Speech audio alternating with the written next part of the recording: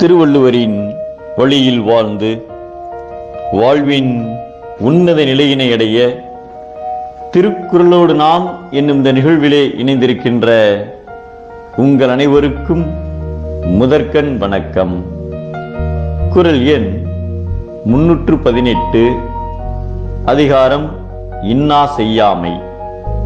துரியோதனன் பாண்டவர்களை வேருடன் அழிப்பதற்காக பல்வேறு தீமைகளை செய்து வந்தான். இறுதியில் 18ஆம் நாள் போரில் பீமனால் வதைக்கப்பட்டு மரணப்படுக்கையில் வீழ்ந்தான்.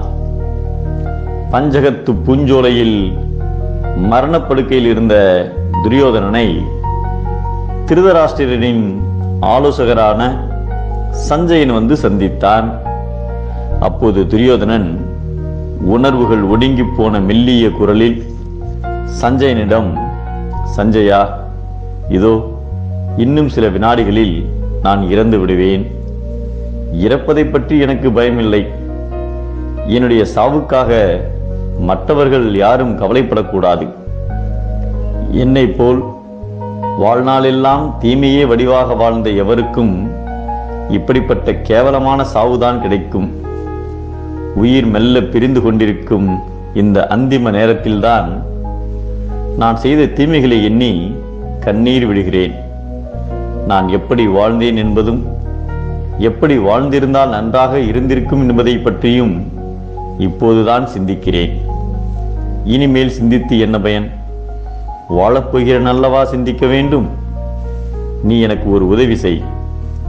அஸ்தினாபுரத்துக்கு சென்று என் பெற்றோரிடம் என்னுடைய மரணச் செய்தியை சொல். நான் இறந்து விட்டேன் என்பதற்காக அவர்கள் அதிகமாக துயரப்பட வேண்டாம்.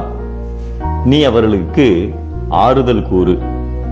உங்கள் மகன் துரியோதனன் நிமிர்ந்த தலையுடன் வணங்காமுடி மன்னனாக அரசாண்டான்.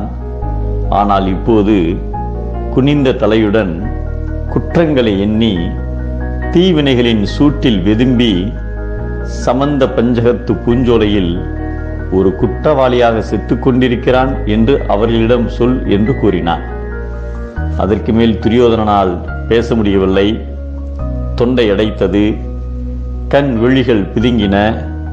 அவன் இரு கைகளையும் தூக்கி சஞ்சயனுக்கு நமஸ்காரம் செய்தான். சஞ்சயனுக்கு கண்களில் நீர் துளிர்த்தது. துரியோதனனுடைய மரணத்தை கண்களால் காண விருப்பம் இல்லாதவனாய் அங்கிருந்து புறப்பட்டு அஸ்தினாபுரத்திற்கு சென்றார். துரியோதனனுடைய பெற்றோரான திருதராட்டிரனுக்கும் காந்தாரிக்கும் மரணச் செய்தியை தெரிவித்து ஆறுதல் கூறினான். துரியோதனன் அந்திம காலத்தில் நெஞ்சுருகி கூறிய செய்திகளையும் அவர்களிடம் எடுத்துரைத்தார்.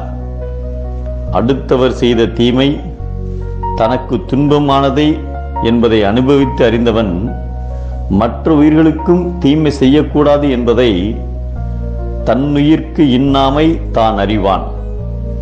என்களோ மண்ணுயிர்க்கு இன்னா செயல் என்கிறார் நம் தெய்வப்புலவர் திருவள்ளுவர்.